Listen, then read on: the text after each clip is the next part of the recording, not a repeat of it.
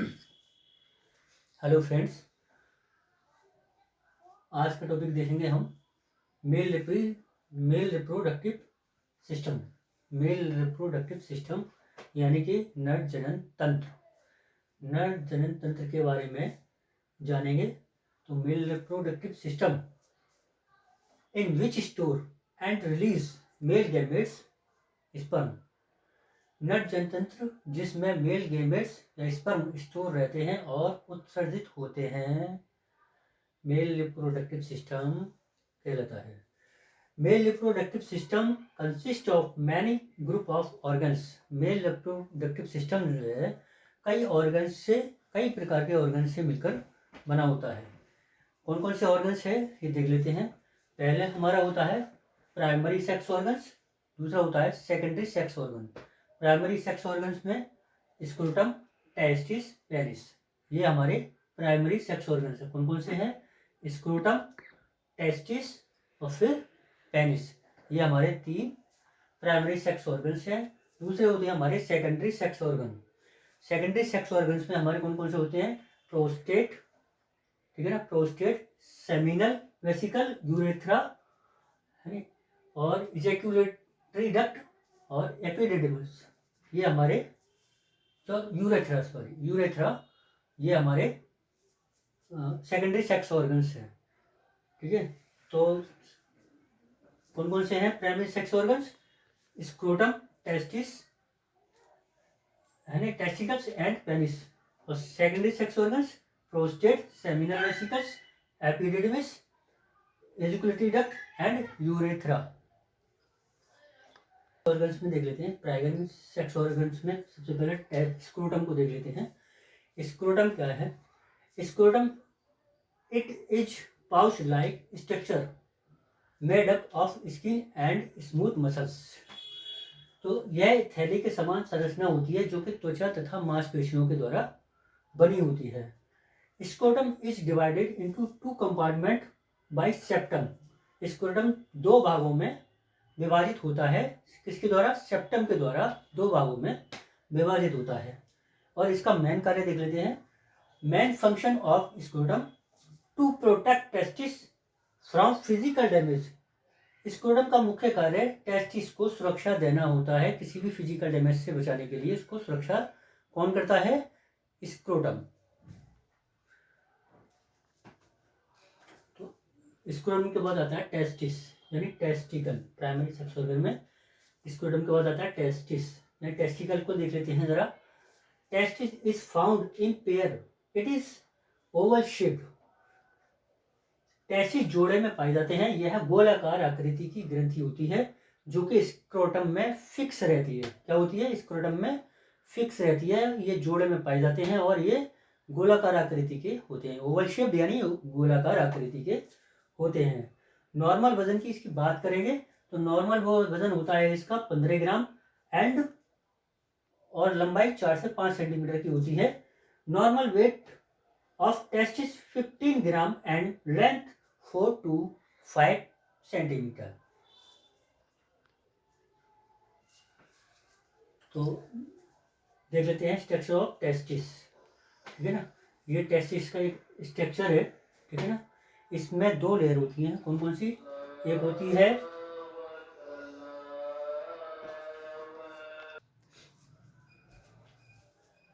तो देखेंगे testis. Testis का स्ट्रक्चर है। टेस्टिस कैसी होती है? गोलाकार अवस्था में होती है यानी ओवल शेप में होती है ये। तो इसकी देख लेते हैं क्या क्या है इसमें। इसकी 2 लेयर होती हैं, एक आंतरिक लेयर यानी इनर लेयर और दूसरी आउटर लेयर। तो इनर लेयर कौन सी होती है तुम्हारी? ट्यूनिका अल्बुजिनिया, ये क्या है? इनर लेयर है। और ट्यूनिका वेजाइनलिस क्या है? आउटर लेयर है। तो देख लेते हैं पहले स्ट्रक्चर ऑफ टेस्टिस देख लें। तो पहले फर्स्ट लेयर के बारे में जान लेते हैं। Tunica vaginalis, it is outer most layer of testis. यह टेस्टिस की सबसे ऊपरी परत होती है। ठीक है ना, कौन सी? ट्यूनिका वेजाइनलिस टेस्टिस की सबसे ऊपरी परत होती है। दूसरी होती है हमारी, देख लेते हैं, tunica albuginea, it is inner layer of testis. यह टेस्टिस की आंतरिक परत होती है।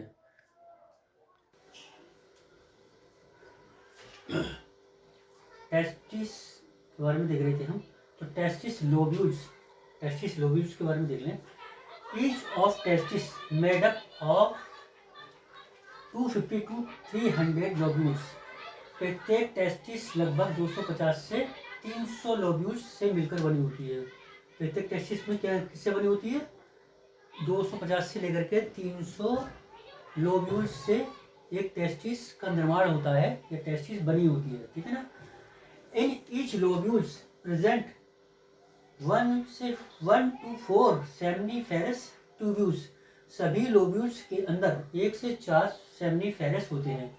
ये देख रहे हैं आप, ये लोब्यूल्स हैं और लोब्यूल्स के अंदर ये क्या है? सेमनीफेरस ट्यूब्यूल्स है। कितने हैं? 1 से 4 सभी के अंदर ये कह रहेंगे 1 से 4 सेमनीफेरस मौजूद रहते हैं।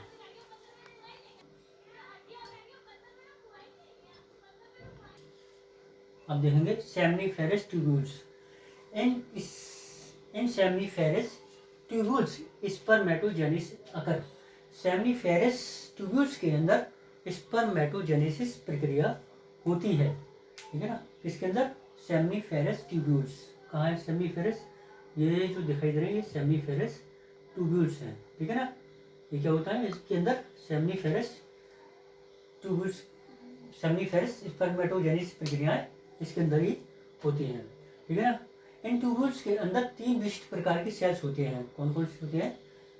In this tubules present 3 important types of cell. इन ट्यूब्यूल्स के अंदर 3 विशिष्ट प्रकार की कोशिकाएं होती हैं।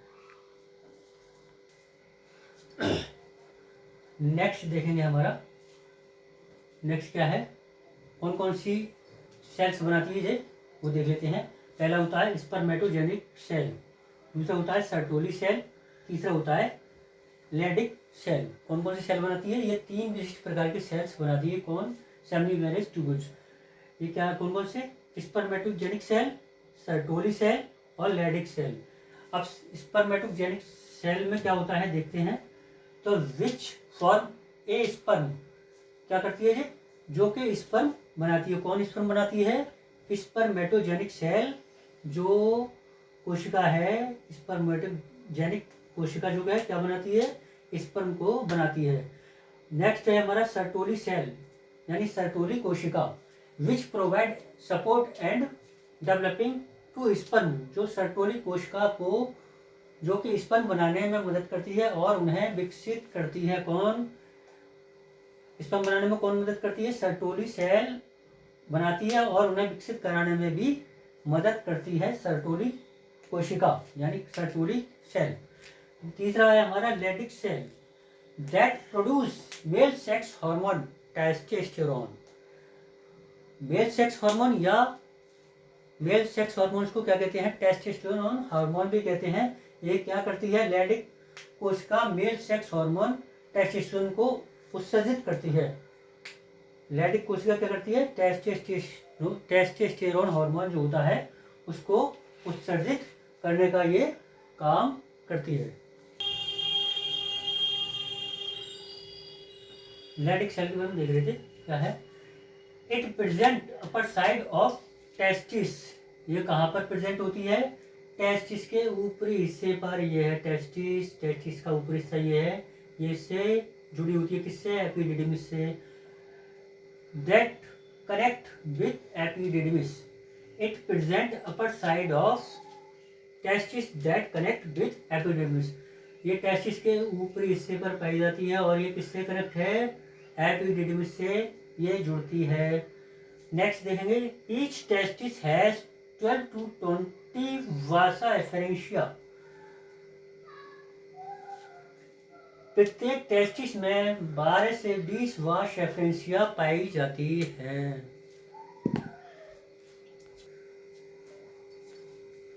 अब देखेंगे नेक्स्ट पार्ट है हमारे इसी से जुड़ा हुआ एपिडिडिमिस। ये जो फिगर देख रहे हैं, स्ट्रक्चर देख रहे हैं, ये है हमारा एपिडिडिमिस। एपिडिडिमिस के बारे में देख लेते हैं। इसके 3 भाग होते हैं। एक ऊपरी भाग जो होता है उसको हेड कहते हैं, और बीच का जो पार्ट होता है उसको बॉडी, और ठीक है ना। और जो लास्ट वाला पार्ट होता है उसको कहते हैं टेल। तो सबसे पहले हम देख लेते हैं, हेड को डाल लेते हैं। Epididymis in made up of bundle in made up bundle of duct which length is 6 to 7 metre. यह कई नलिकाओं से मिलकर बनी होती है जिसकी लंबाई 6 से 7 मीटर होती है। ठीक है ना। ये कई नलिकाओं से मिलकर बना होता है। ये क्या चीज, एपिडिडमिस, जिसकी लंबाई कितनी होती है, 6 से 7 मीटर। खोल के देखेंगे इसको तो कितनी मीटर होगी इसकी, 6 से 7 मीटर की इसकी लंबाई होती है। ठीक है ना। It is upper part is called head that receive sperm from vas efferent. इसके ऊपरी भाग को हम क्या कहते हैं, हेड कहते हैं। ठीक है। इसका ऊपरी भाग हेड कहलाता है। यह स्पर्म को वाश एफरेंशिया से लेता है। ये क्या करता है, स्पर्म को कहां से लेता है, वाश एफरेंशिया से। ठीक है ना। नेक्स्ट देखेंगे, it is middle part is called body where sperm mature. और इसके बीच वाला जो हिस्सा है, यहाँ से यहाँ तक देखेंगे, जानेंगे इसको। ये जो हिस्सा है हमारा, ये क्या है, बॉडी है।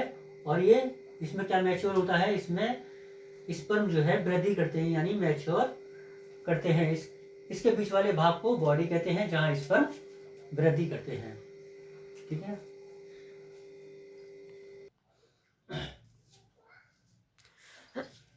तो देख लेते हैं इसका। अब रह गया हमारा ऊपरी भाग को क्या कहते हैं, हेड। बीच वाले भाग को क्या कहते हैं, बॉडी। और निचले भाग को टेल कहते हैं, टेल। तो देख लेते हैं टेल वाले में रह गया है। तो epididymis it is lower part called tail. इसके निचले हिस्से को हम टेल कहते हैं, जहां वेयर स्पर्म स्टोर, जहां स्पर्म संग्रहित या स्टोर होते हैं। ठीक है ना।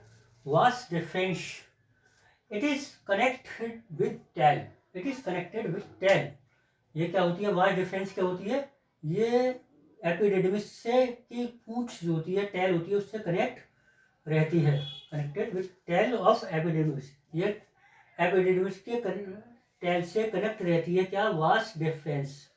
वास डिफरेंस किससे कनेक्ट रहती है, एपिडिडमिस के टेल से कनेक्ट रहती है, वास डिफरेंस। ठीक है। It is normal length of 35 to 40 centimetre. इसकी लंबाई 30 से 45 सेंटीमीटर होती है। देखिए ये वास डिफरेंस है, ये पूरी, ये एपिडिडमिस से जुड़ी हुई है। इसकी लेंथ कितनी है, 30 to 45 सेंटीमीटर इसकी लंबाई होती है।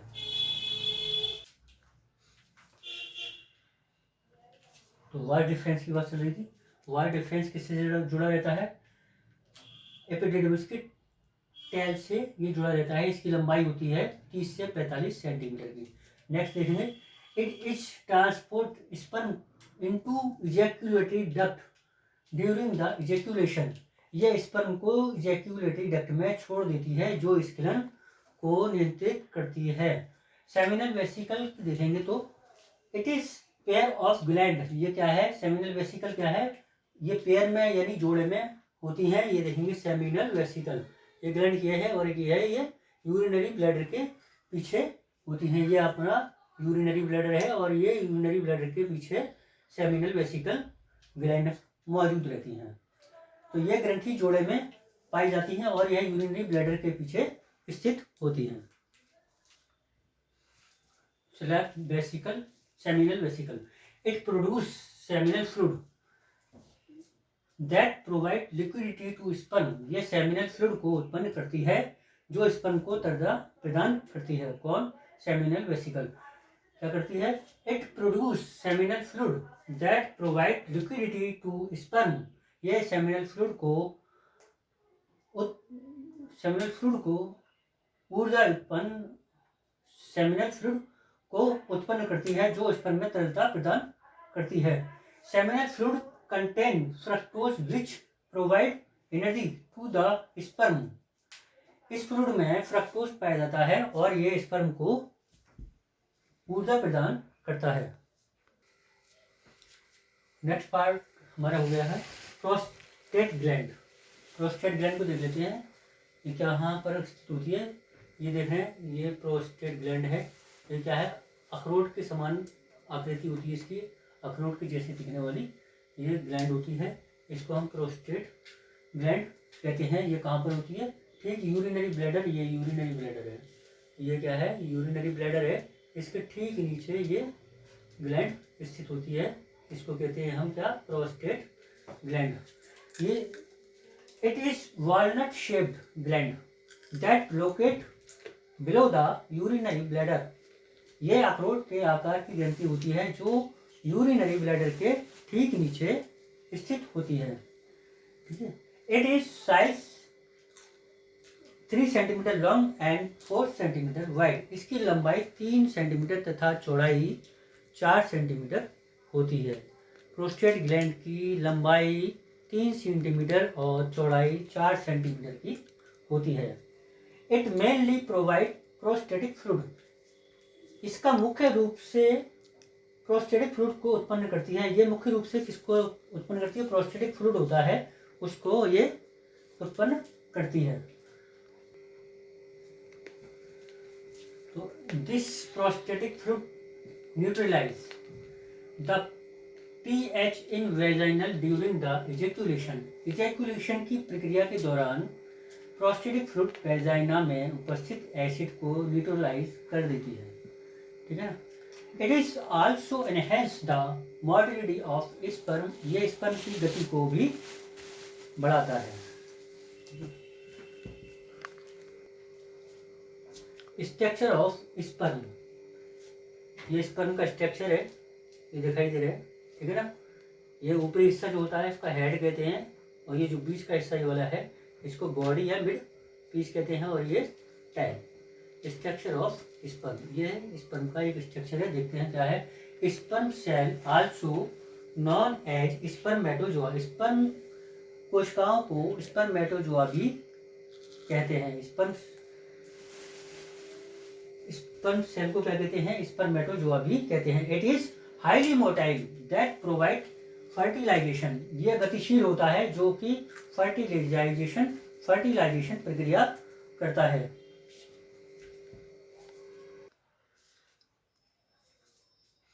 हेड की देखते हैं, हेड क्या है, हेड पे ठीक है ना। In head present nucleus that etch haploid DNA 23 pair of chromosomes.